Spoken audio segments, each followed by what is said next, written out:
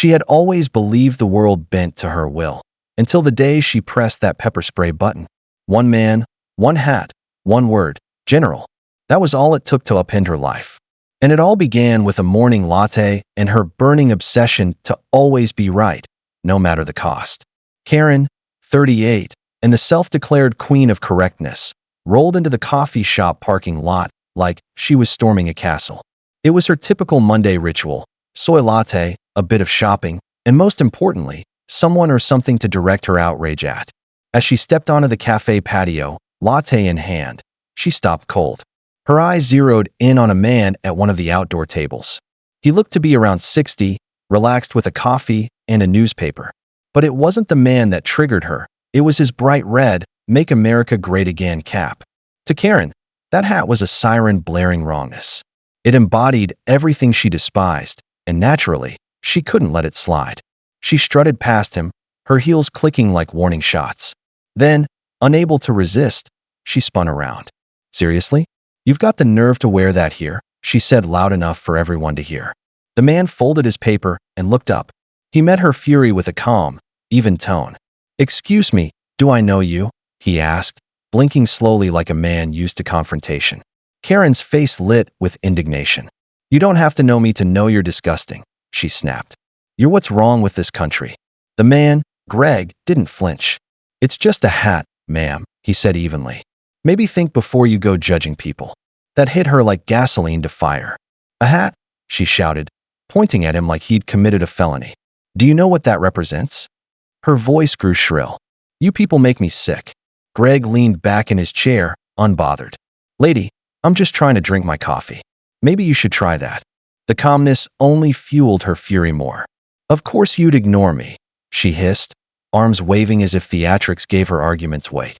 By now, the patio crowd had stopped pretending not to notice. Phones appeared. Whispers circled. Someone muttered, "Maybe chill." But Karen snapped back, "I will not. I'm standing up for what's right." Her rage, loud and undeterred, seemed to grow with every word. Greg, clearly hoping to disengage, reached for his paper again. Karen wasn't having it. "Oh, now you're just ignoring me?" "Typical," she mocked. "You cowards always run from real talk." Tension built like thunderclouds. Eyes flicked between them. Nobody knew what would happen next, but everyone knew it wouldn't be peaceful. Karen's fists clenched, her fury rising past the point of words. It infuriated her that Greg didn't fight back, that he stayed calm, that her words bounced off him like rain on stone. And then something snapped. Her expression shifted. She dug into her massive handbag. Out came a small, neon orange cylinder, her pepper spray. She'd never used it before, but today, it was more than protection. It was a weapon of ideology. She stepped closer, her hand steady despite her trembling breath. "This is for everyone you've hurt," she declared, voice quivering with rage. She raised the spray and aimed it at him. The patio froze. Time seemed to hold still. Then, PSSSD, she pressed the button. The burning mist caught Greg full in the face. He howled, stumbling back, dropping his coffee, clutching his eyes. Tried to blink away the burn, but it was useless. Greg could only gasp out something unintelligible as he collapsed onto one knee. The patio exploded into pandemonium. People leapt from their chairs, some hurrying to help, others scrambling to capture it all on their phones. A wave of shocked murmurs swept the crowd, broken only by Karen's voice slicing through like a blade. "You all saw that," she shrieked, turning as though playing to an invisible stage. "He provoked me. I had to act." One of the baristas rushed out holding a water bottle, dropping to the ground beside Greg. His face was flushed and streaked with tears, gasping between coughs as he tried to recover. "Lady, are you insane?" someone yelled from the crowd. He was literally just sitting there. Karen spun around, eyes ablaze, her voice thick with outrage. "Oh, of course, take his side. Just look at that hat." Typical. Disbelief hung heavy in the air. Even strangers were clearly siding with Greg. "Unreal," someone muttered, while another customer already had 911 on the line. But Karen, undeterred and brimming with self-righteous fury, pulled out her phone. "Yes, hello?" she snapped, voice loud and indignant. "I need police immediately. There's a dangerous man threatening me at the coffee shop on Main." A groan rippled through the crowd. "Oh, give me a break," a woman whispered from the back. Moments later, sirens pierced the heavy silence. Two squad cars rolled up, and uniformed officers stepped onto the patio, taking in the chaotic scene. One officer's eyes landed on Greg, now seated, still pressing a soggy napkin to his burning face, and his brows furrowed. "What's going on here?" he asked, scanning from Karen to Greg. Karen didn't hesitate. She stormed toward them, jabbing a finger at Greg. "That man tried to intimidate me. I defended myself." The officer turned back to Greg, who was being gently helped up by the barista, who shot Karen a look straight out of a daytime drama. Then something shifted. The officer froze, squinting at Greg with dawning recognition. "Hold on," he said, moving closer. "Is that General Williams?" Karen blinked, her smug grin faltering. "General who?" she asked, confused. But the officer ignored her, speaking directly to Greg. "Sir, I didn't recognize you at first. Are you all right?" Greg, still blinking away the pain, gave a slight nod. "I'll be fine," he rasped. "But this woman sprayed me out of nowhere." Karen's mouth fell open. "Excuse me? No reason." But before she could launch into a rant, the second officer cut in sharply. "Ma'am, you need to explain what just happened." Karen flinched, thrown but trying to hold her ground. "Explain? He's the problem. That hat. Do you even know what it represents?" The officer didn't blink. "I do.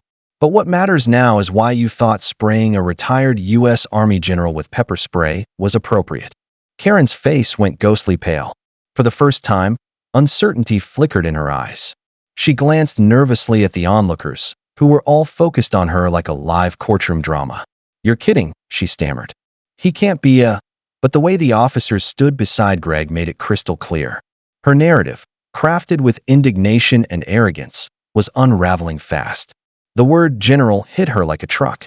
Whatever superiority she'd clung to vanished in a blink, replaced by blank panic. She opened her mouth, then closed it again, only managing a faint, incoherent sound. Greg, meanwhile, had finally rinsed off with help from the barista. He wiped at his raw, watery eyes with a clean towel, his composure slowly returning. Yet even through the searing pain, his demeanor remained composed. He stood upright, every inch the authority figure, unwavering amid the confusion. One of the officers took a step forward. "General Williams, are you all right, sir?" Greg gave a brief nod, the towel still pressed against his face. "I'll be fine," he replied, his voice steady if a bit tight. He then shifted his attention to Karen and added, "But apparently, I've been assaulted for no clear reason." Karen's eyes widened. "Assaulted? No, no. She stammered, scrambling for control, her confidence slipping. "I didn't know you were, someone important." Greg's eyes locked on hers, sharp and unrelenting. "You didn't know," he repeated, his voice level but cutting. "And that's supposed to justify it? Do you attack anyone wearing something you dislike? Or is this just my lucky day?" Karen faltered, her earlier defiance evaporating in the heat of his stare. I thought." But Greg interrupted, voice like flint. "You thought nothing. That's the issue. You acted out of ignorance, and now you want to rationalize it. It doesn't work that way." The patio fell silent, save for the soft buzz of a phone somewhere still filming. One officer stepped toward Karen. "Ma'am," he said, voice firm, "I'm going to need to see some ID." She hesitated, eyes darting toward the crowd as if searching for a lifeline. But no help came. Instead, eyes glared or phones recorded. Finally, with shaking fingers, she retrieved her wallet. The officer examined her ID, then glanced at his partner. "All right, ma'am," he said, producing handcuffs. "You're under arrest for assault." The word struck like thunder. Karen's mouth fell open. "Assault? No. Wait, you don't understand. He provoked me." A voice rang out from the crowd, dry and biting. "Yeah, by minding his own business." Real menace. That drew scattered laughter and even some applause. As the officers began escorting Karen to their vehicle, her objections were swallowed by the sound of clapping and the occasional mocking cheer. Greg, still supported by a nearby barista, watched quietly. One officer looked back at him. "Sir, we've got this. Would you like to press charges?" He paused, weighing it, then shook his head. "No need. This has gone far enough. Let her reflect on it." By the time the squad car pulled away, the gathering had mostly thinned. But the damage had been done. Within hours, clips of the scene exploded across social media. Karen's tirade, her assault, and the revelation that her target was a retired general.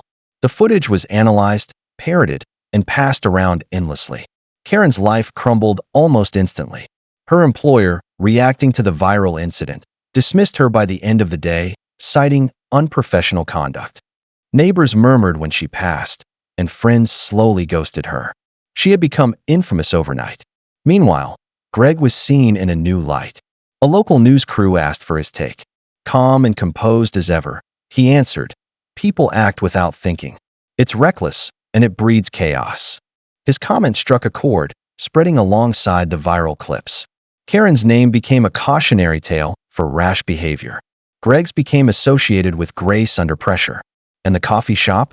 It became a landmark, a symbol of the story, with visitors eager to sit at General Williams' table. Karen, however, learned the hard truth. Sometimes, the worst battles are the ones we start ourselves.